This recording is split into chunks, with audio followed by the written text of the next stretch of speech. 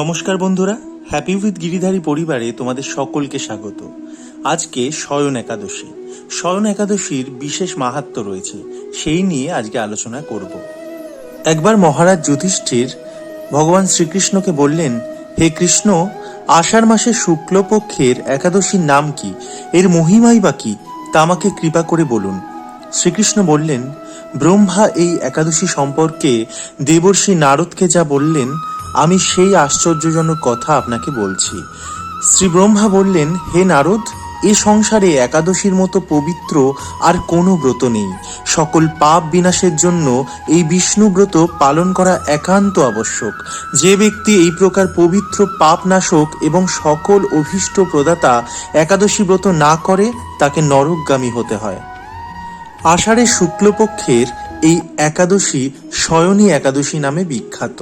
শ্রী ভগবান ঋষিকেশের জন্য এই ব্রত পালন করতে হয়। এই ব্রতের সম্বন্ধে এক মঙ্গলময় পৌরাণিক কাহিনী আছে, আমি এখন তা বলছি। বহু বছর পূর্বে সূর্যবংশে মান্ধাতা নামে একজন রাজর্ষি ছিলেন। তিনি ছিলেন সত্যপ্রতিজ্ঞ এবং প্রতাপশালী চক্রবর্তী রাজা। প্রজাদেরকে তিনি নিজের সন্তানের মতো পালন করতেন। সেই রাজ্যে কোনো রকম দুঃখ, রোগ, ব্যাধি, দুর্ভিক্ষ, আতঙ্ক, খাদ্যাভাব অথবা কোনো অন্যায় আচরণ ছিল না। এইভাবে বহু দিন অতিবাহিত হলো, কিন্তু একসময় হঠাৎ দৈব দুর্বিপাকে ক্রমাগত 3 বছর সে রাজ্যে কোনো বৃষ্টি হয়নি। দুর্ভিক্ষের ফলে সেখানে দেবতাদের উদ্দেশ্যে দান মন্ত্রের সোহা এবং স্বাধা ইত্যাদি শব্দও বন্ধ হয়ে গেল, এমনকি বেদ পাঠও ক্রমশ বন্ধ হয়ে গেল। তখন প্রজারা রাজার কাছে এসে বলতে লাগলো, মহারাজ, দয়া করে আমাদের কথা শুনুন। শাস্ত্রে জলকে নার বলা হয়, আর সেই জলে ভগবানের অয়ন অর্থাৎ নিবাস। তাই ভগবানের এক নাম নারায়ণ। মেঘরূপে ভগবান বিষ্ণু সর্বত্র বাড়ি বর্ষণ করেন। সেই বৃষ্টি থেকে অন্ন এবং অন্ন খেয়ে প্রজাগণ জীবন ধারণ করেন। এখন সেই অন্নের অভাবে প্রজারা ক্ষয়প্রাপ্ত হচ্ছে।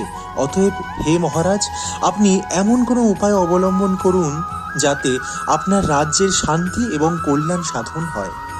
রাজা মান্ধাতা বললেন, তোমরা ঠিকই বলেছ।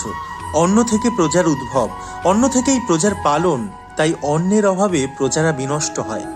আবার রাজার দোষেও রাজ্য নষ্ট হয়।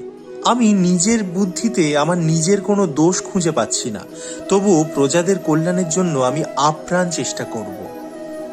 তারপর রাজা ব্রহ্মাকে প্রণাম করে সৈন্যসহ বনে গমন করলেন। সেখানে প্রধান প্রধান ঋষিদের আশ্রমে ভ্রমণ করলেন। এভাবে তিনি ব্রহ্মার পুত্র মহা তেজস্বী অঙ্গিরা ঋষির সাক্ষাৎ লাভ করলেন। তাকে দর্শন মাত্রই রাজা মহানন্দে ঋষির চরণ বন্দনা করলেন।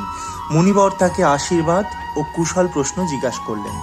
রাজা তখন তার বনে আগমনের কারণ সবিস্তারে ঋষির কাছে জানালেন।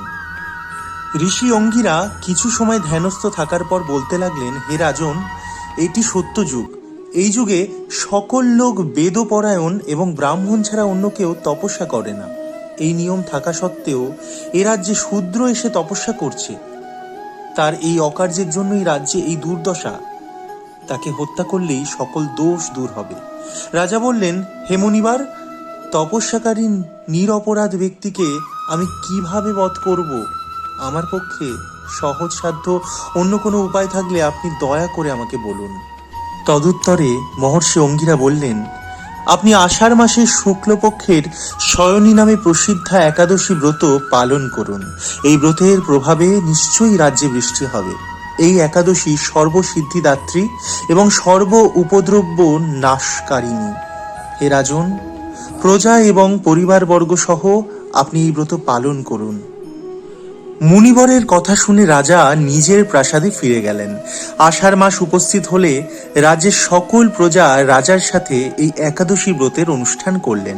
ব্রত প্রভাবে প্রচুর বৃষ্টিপাত হলো। কিছুকালের মধ্যেই অন্নাভাব দূর হলো।